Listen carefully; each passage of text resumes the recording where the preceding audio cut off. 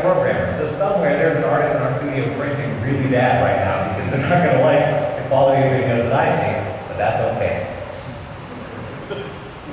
So overview, we're going to start with laying the foundation. We're going to go into the basics of the system, the goals, where we went. We're going to go brick by brick. Next couple iterative little things we went on. At this point, I'm regretting coming up with clever names for each of these subtitles. Not as clear as they could be, but you know what it's going to do.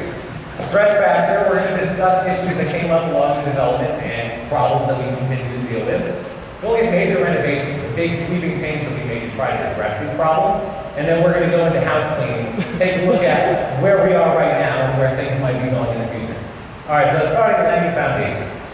The big goal that we wanted to support with Fortnite's building system right off the bat is that it had to be creative enough that players could build these crazy castles of their dreams and not be restricted. It had to have the depth and variety that they wanted, so they could have their crazy stairs and their store and their balconies and their doorways. But at the same time, it had to be fast and robust enough to perform under combat and action scenarios. Players need to be able to defend themselves in a hurry.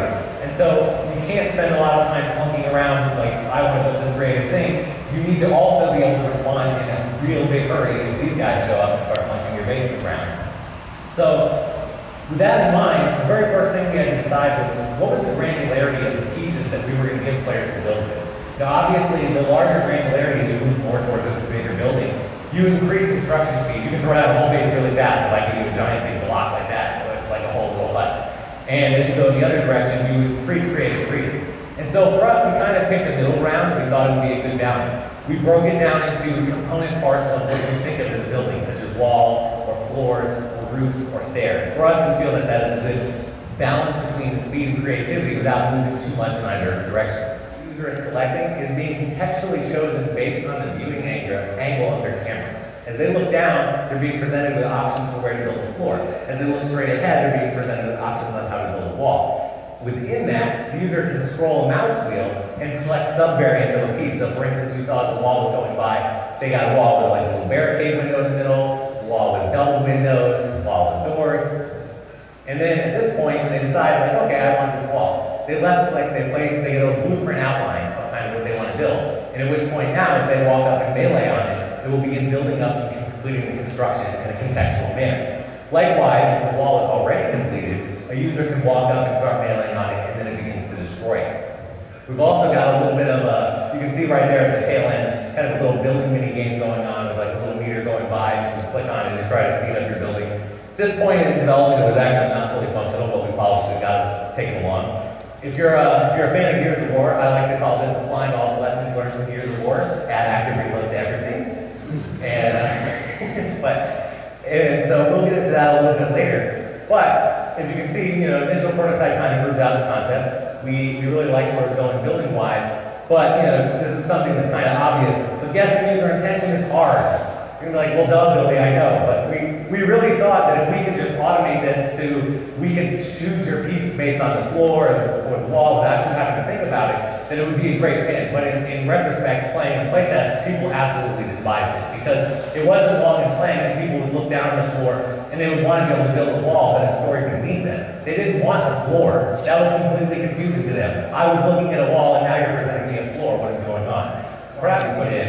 We want to focus on that right now because we came up with the idea of what if we gave the user an explicit control on the quick bar that they could press a button and switch it over and then we whoops. Oh my goodness, spoilers. Then you would see the building pieces on your quick bar by explicitly going into this mode. Because now there's no more confusion over contextual, I look down and got a floor. You pick the floor yourself right off this quick bar. Now as you can probably guess, there were tons of problems with this too. Even with this glorious program bar removed, when we put in real icons, it was definitely easier to pick what you wanted, but you still had to sit there and scan. Because when you get to the level of like, here's a wall, but it has a window over here and a door over here, that's still not very easy to convey, even with like really nice made artist icons. So they always had to sit there and like look through their quick bar, and it really wasn't very fast.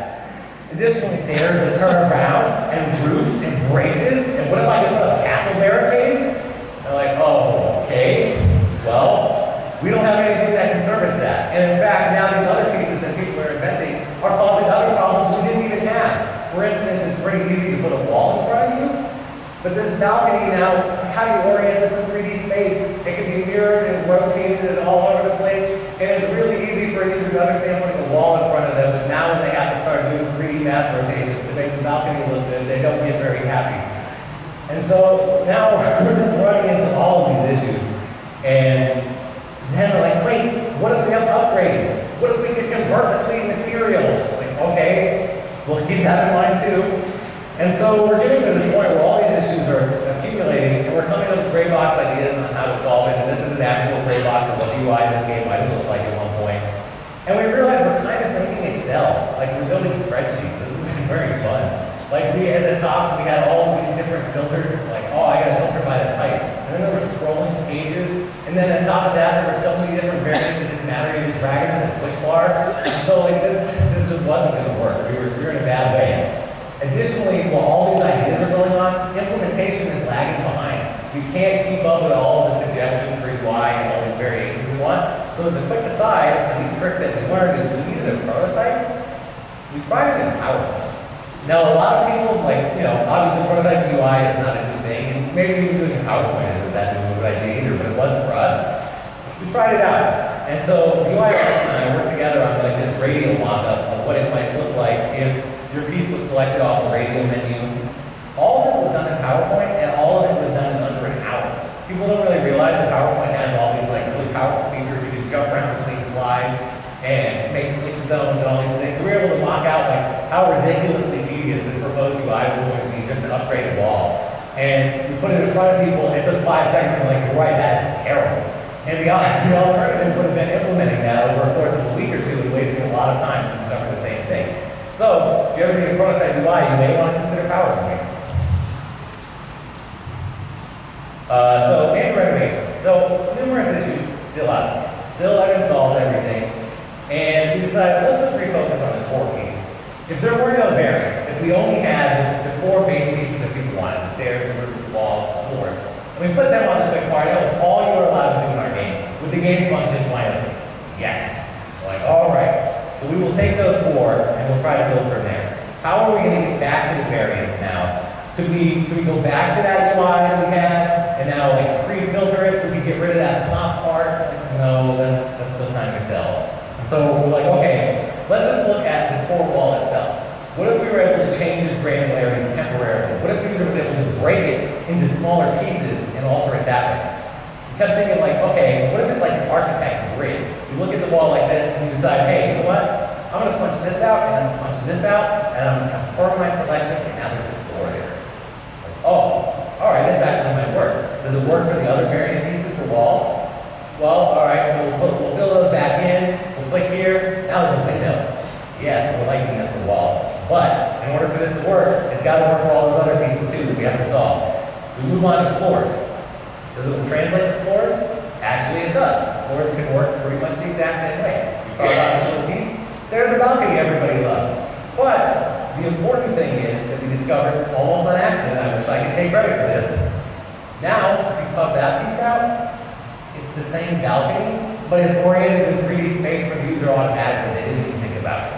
And so precise user automation is invaluable. This is the counter towards guessing what they wanted. Now we can do exactly what they want without them even thinking about it. And so for floors, now we're really psyched. This is working for floors too. So we move on to stairs and roofs, which are obviously the more complex pieces. And looking at it, and we're trying to bring the buildings build themselves. You put them down, they start building up. The thing is, this wasn't a new idea. Like, this has been proposed probably 5 or 6 times. And we always came up with a reason to shoot it down, and it was always something else. Like, how does that fit with more buildings that build themselves? Come on, right? Like, or then it was like, well, but it's a building game, and if you're not building, how invested are you to be in your building? It's a building game, right? And so, you know, we got all those kind of things. We just kept shooting it down over and over again. We were like, you know what, forget it. We're just gonna try it. We're gonna see what happens. And we tried it, and we loved it. It just solved the melee issue right away. But the thing that was important too is to get there, we also had to remove that mini game. And as much as we like active reload, that works apart. We had to get it out of there in the name of progress. And that was actually a big step too. So the 2 big things on this was really important to revisit discarded ideas. Like we had discarded auto building so many times, it's not even funny. And the answer was right there in front of our face when we finally tried it. And the mini game at the time was probably one of the most polished aspects of the entire game. But we had to throw it away in the name of progress. Then we decided to do contextual operations